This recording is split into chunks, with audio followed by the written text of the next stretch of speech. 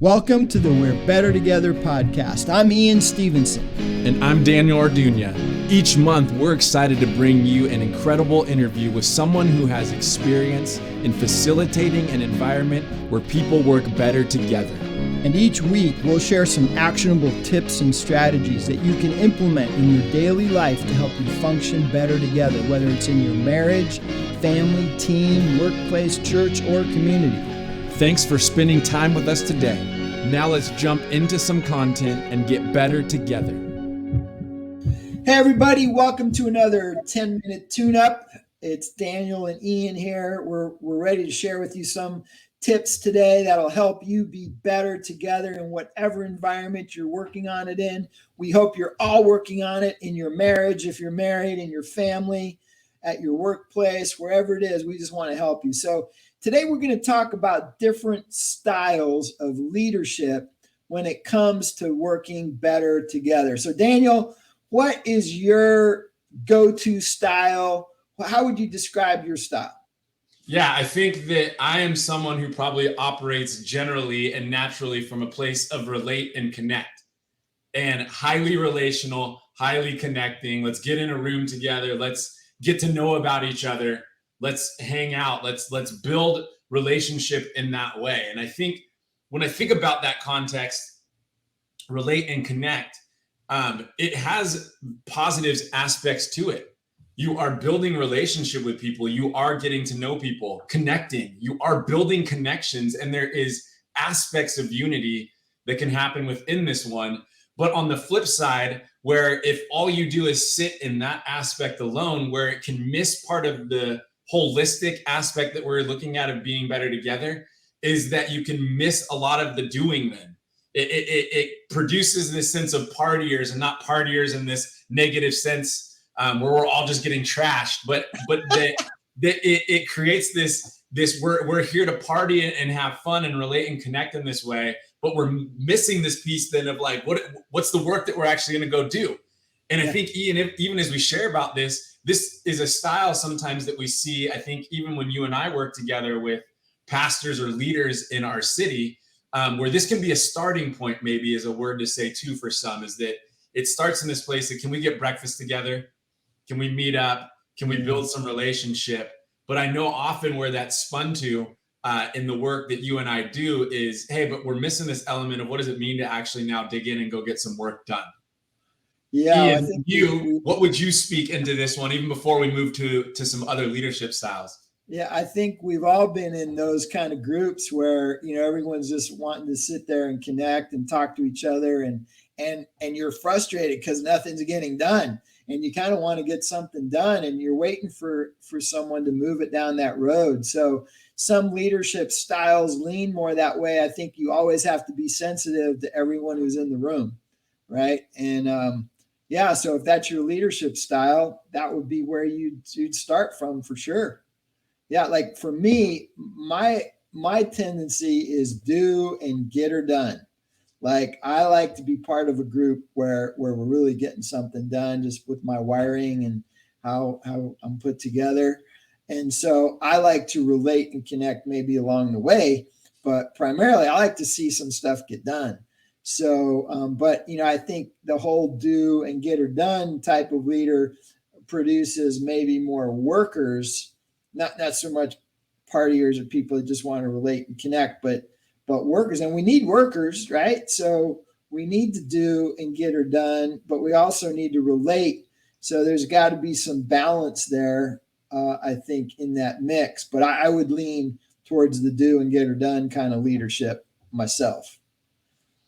Yeah, I think in that one, you said it. Part of what's missing within that one for maybe other people that are sitting in the room in that context is, wait, who's the person that's sitting next to me that I'm even doing this work with?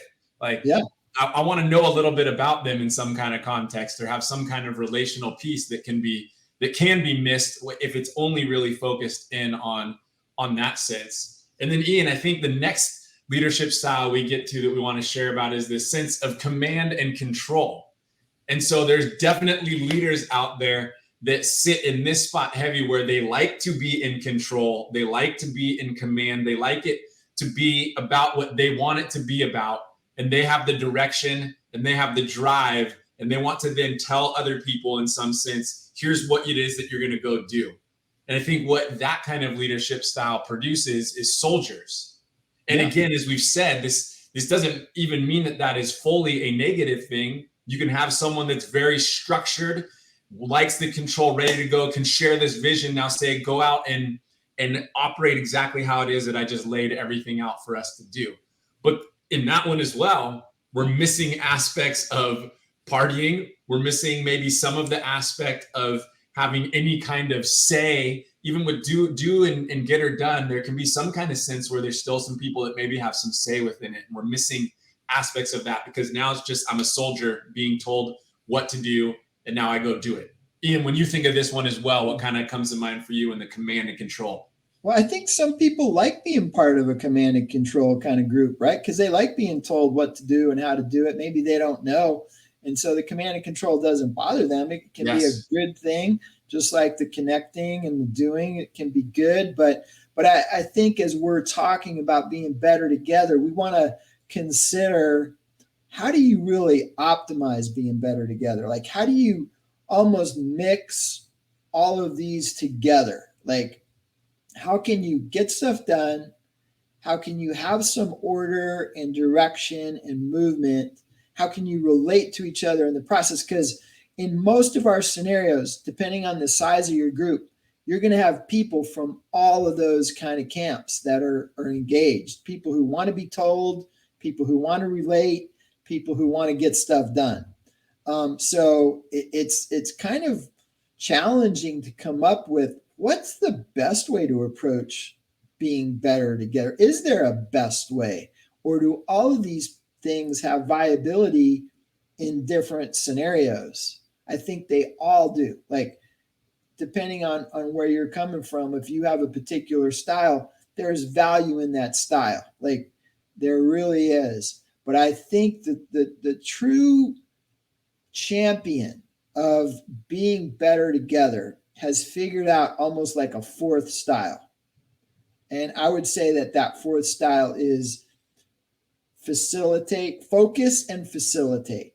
Focus and facilitate. So you have a focus, you know what you're trying to get done. You even have part of that focus is part of how you relate. So how you clear focus, and then you facilitate the process along the way. And I think what that produces, Daniel, is ownership. Not soldiers, not partiers, not doers. Whenever something is focused and facilitated well, the people who are engaged move from not just from participating and engaging in whatever's going on, they have ownership of what's going on.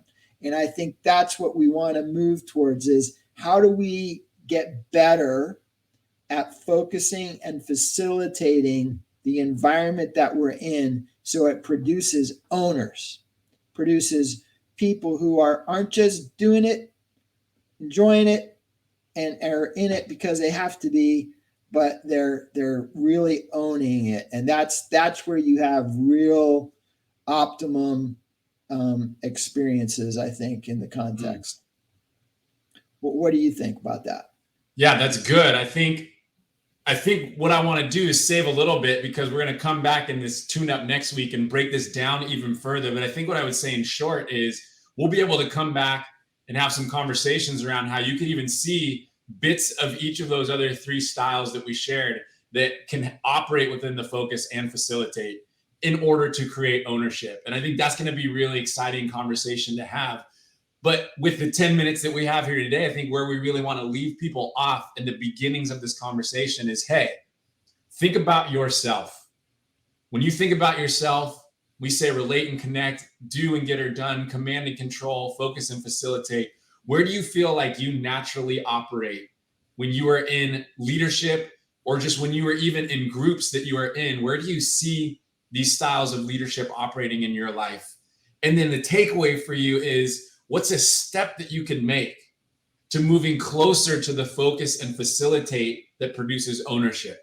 What's one step that you could take towards getting more towards the focus and facilitate aspect? That's really what we want to drive you towards today, and then come back next week and go deeper and deeper into the focus and facilitate. Ian, is there anything that you would leave our listeners with in this context too? Yeah, no, I think that's a great takeaway. Like, think about your style, think about what you tend to do, and then tune in next week when we're going to go deep on this whole idea of focus and facilitate, because we really do want to help you get better together in your marriage and your family, whatever. We hope this thought process is a little helpful for you, that it causes you to consider your style and maybe how you can grow and expand it a little bit more. So, thanks so much for tuning in. Our 10 minutes are up. If this is helpful to you at all, please share it with other people on your social. And if you've got any questions, you can reach us at We're Better Together. So we thank you so much for tuning in. Thank you. We'll see y'all next week.